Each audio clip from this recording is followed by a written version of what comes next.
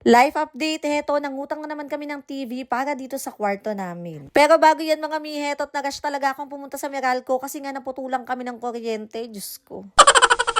Itong kuryenteng naputol na to mga mi sa tindahan namin to, ewan ko ba, kahapon ko pa kasi iniisip na magbayad na ng kuryente, kaya lang parang tinatamad pa ako. Kaya naman ito, medyo abala tuloy kasi nga magbabayad pa ako sa may mismong Meralco. Mabuti na nga lang din talaga at walang pila kanina, as in sobrang bilis ko lang. And after nga nun, dito na kami dumiretso sa may Robinsons Montalban. Actually mga mi, nung nakaraan pa talaga namin planong umutang ng TV, kaya lang nagtatalo pa talaga sa isip ko yung needs at wants. Kasi nga hindi pa naman talaga namin to kailangan dahil meron pa kaming TV doon sa sala. At oo nga pala, hindi maganda tong nadalang tsinelas ni Kenji, kaya naman eto, bibili sana kami. Kaya lang, wala ngang kasya sa kanya dito at mamaya pa daw nila bubuksan yung mga new stocks nila. So, hindi kami nakabili.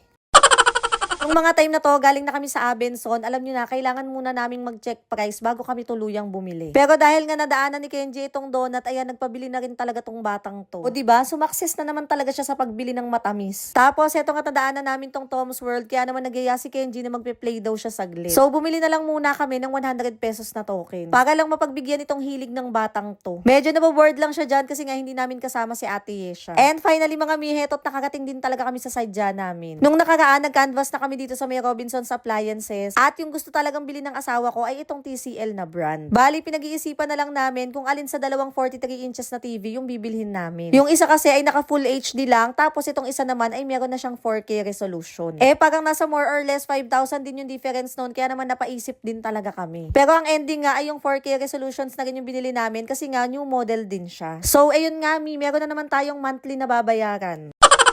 Doon nga pala kami sa kabilang side nakapag-park, kaya naman si Papa na lang yung kumuha ng kotse. Kami ni Kenji, naghintay na lang kami dito at tignan nyo talagang napagod na yung batang makulit na to. Ewan ko ba naman kasi sabi ko wag nang sumama pero nagpumilit pa rin talaga siya. Pagdating namin dito sa bahay, ayan, binasta na rin talaga agad ng asawa ko yung paglalagyan yan. Meron naman kaming lumang TV dito, kaya lang basic TV pa lang siya, hindi pa siya smart TV. Kaya hindi talaga namin yung nagagamit. Nakailang bili na rin kasi ako ng mga black box para maging smart TV siya, kaya lang hindi siya nagtatagal. Tsaka iba kasi talaga yung smoothness ng paggamit kapag diretso smart or Google TV yung gagamitin dito. Bali yung lumang TV namin na yon, ilalagay na lang namin yun sa parking para kapag nagvi-video okay kami dun sa labas ay iyon na lang yung gagamitin. Pero honestly mga mi, pinag-iisipan ko rin talaga siyang ibenta. Kasi nga may stock lang din naman yun dun. Pero itong TV na to mga mi, para sa asawa ko kasi talaga yan dahil nga minsan gusto niyang manood ng madaling araw. Pero sa bahay na to ay may batas. Hindi pwedeng buksan yung dalawang TV ng sabay kasi ang taas ng kuryente natin.